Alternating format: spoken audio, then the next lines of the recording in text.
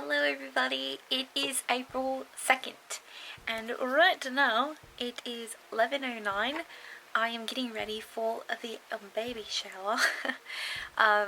So what that means is I have written 0 today, so I am definitely behind. Gonna go to this baby shower, hopefully be able to get back fairly early and actually get some writing done, but I guess we will see where the night takes us. But it's a new day, guys, and I'm super excited about what's gonna come. I'll kind of show you my desk here for a second. So this is the chaos that I like to call NaNoWriMo. I've got my planner here so I can plan everything out. I've got my notebook here which gives me my area to put notes for the book, and there's the manuscript from last night. Sorry about the tissues over here, I've kind of got a bit of a cold. So yeah, I've got everything kind of just thrown over here on my desk, which annoys me because it's not clean and it's not organized, and I really like it to be clean and organized, but this is probably what it's going to look like for the entire duration of April. I don't know if you guys can hear my nephew in the background crying, so I am going to go downstairs, head off to this baby shower, go see my nephew, and oh, by the way, little side note, I absolutely adore my nephew. He is the best. Best thing about him though, he loves books. He's not even 2 years old yet, and he absolutely adores reading.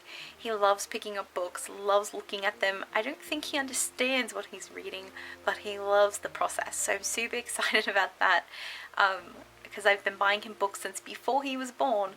So I'm really excited that he loves books. Can never start kids too early on their books. But anyways, I have got to go, but I will see you guys soon, and hopefully with a better update of some progress being made for Camp NaNoWriMo.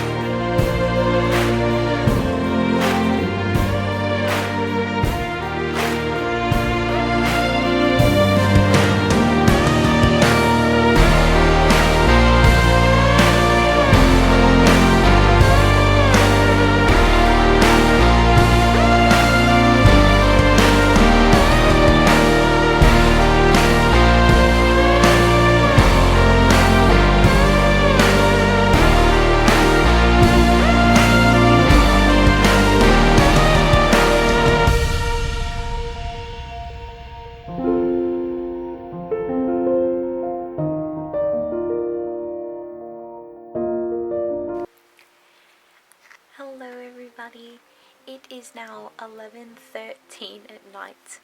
I am sorry for talking a bit quietly. I've got family still staying here. They're right over there across the hall, and I know they went to bed, so I don't want to be super loud. But I do have some updates for you. So today I was able to write 309 words. That's writing for the book itself and editing a bit as well. Not nearly what I was hoping to be at today, but definitely some progress. I think I'm 3,025 words behind from where I should be today, but it's really not that bad. As I said in my vlog yesterday, I've been like 10,000 words behind in Camp NaNoWriMo, and I've still blown through, so I'm not super stressed about it, but I still would like to have been a lot further, because the particular scene that I was writing tonight, it's just one of those scenes that, like, I've been wanting to write for a very long time, and I feel is important to kind of developing my characters. It's a little bit more of a emotional, kind of not intense moment, but just like an emotional connective type moment. That's Zoe in the background. You can hear her growling probably. She shares her disappointment. Hey, shh, we're vlogging. So yeah, so I didn't get as far with that particular scene as I was hoping to, but tomorrow I'm hoping to get there.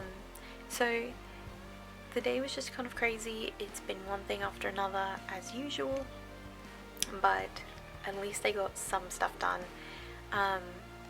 One thing though that I wanted to talk about today, since we're talking about writing and camp, I was on Goodreads because I like to go on the website frequently and review books and rate books and see what my friends are reading. And I was really kind of bummed because my book, Exist, got a pretty negative review, and there were good things in it, but overall it was not a happy review. It was a 1-star review, and I was like, why? And it was kind of heartbroken for a moment, because you always want people to like the stories that you write, and especially when you care about that story and those characters, you hope that other people will feel that same way. And I was just kind of bummed that this particular person did not enjoy it as much as I had hoped they would. And there for a moment I was like, you know what, maybe I just won't do any writing tonight. Because when you put all your heart and effort into something, even though you know that not everyone is going to like it, you still hope that they will, and it's just very hard to get negative feedback. And I wish that I knew a little bit more about what they didn't like specifically, so that hopefully with this particular second book I could make it better. But it definitely kind of, as a writer, kind of gives you pause to say, like, is this really something I should be doing? Am I really a terrible writer? Like, all the self-doubt goes through your head. And so I had to kind of take a moment, step back, and really think about this, because I was like, okay, all these other people have liked the book, this is one person, and there's always going to be negative reviews, and it's something that is very difficult when you're in a creative field, to get negative feedback on projects that you have put your heart and soul into, and it's definitely something you have to be prepared for as a writer, because it's going to happen, and it's going to happen probably more than you want it to. I've sent out query letters to different publishers and stuff, trying to get my book published through them rather than through my self-publishing company, and I've gotten back feedback from them, and obviously rejection letters, and it's never fun. It is not fun. But to tell you a little story that kind of, I guess, just got put in my lap today for a reason like this. At the baby shower that we were at today, my grandma and my 2 great aunts, one is in her 90s and one is in her 70s, wanted to talk about my book. And my grandma's read the book, but my great aunts have not. And so they were super excited to hear about it. They wanted to know about the characters and the plot, and so I was telling them all about that. And my grandma was super excited about the book that she's read, and she's looking forward to book 2. But as I was reading this negative review and, feeling very sad and down, and doubtful about, whether I'm supposed to be doing this or not, the conversation from earlier today at the baby shower came up, and I thought, why do I write? Like, why do I do this? And the answer is, 1, I love writing. I love telling stories. The other side of it was, I remember when I wrote the book Exist, I was kind of like, hey, if I can make one person, happy or feel something by reading this book, then I feel like I've accomplished my goal. And I know from feedback I've gotten from other people, they definitely have felt that way about the book, and I've gotten a lot of good feedback from a lot of people about the story. And I thought, okay, so I accomplished my goal. Why am I going to let one person, or even multiple people, if it ever came down to that, deter me from doing what I love to do? And I think every now and again we kind of have to remind ourselves, like, why do we do this? Why do we endure the craziness that is Camp NaNoWriMo? Why do we put ourselves through these things when we know it's just going to be absolutely insane, and we're going to, basically bleed and sweat all over this project and cry and just lose ourselves in it for what? And I think it's really, really important that we remember we do this because we absolutely love to do this. And if your story means something to just one person, then as a writer, you've done your job. You've put those words out there, you've put that story out there, and it's mattered to somebody. And so I hope that what you take away from this vlog today, whether you're a writer or you're doing something else that's creative, whatever you're doing, just continue to put your heart and soul into it. I know there are always going to be people out there who don't see things the same way you do, who maybe just didn't get it, or just don't like it, and that's okay. We are all different. We're not going to like the same things, but there's also going to be a handful of other people that will like what you do, and it's what's most important is not how much money you make, or how many stars you get on Goodreads or Amazon or whatnot. It's that you touch people's lives, and that what you've done and what you've contributed to this world has mattered to at least one person. So go out there, find that one person that you can, speak to their heart through your music or your writing or your paintings or whatever it is that you do. I know that was more than enough, and ultimately it's going to be more than one person you touch, but never stop trying, never give up, and never let negative feedback get in your way. So yeah, and a little side note before we go. This is my new project I've been working on. This is what I took a step away from writing to do. It's called Adventures in Editing.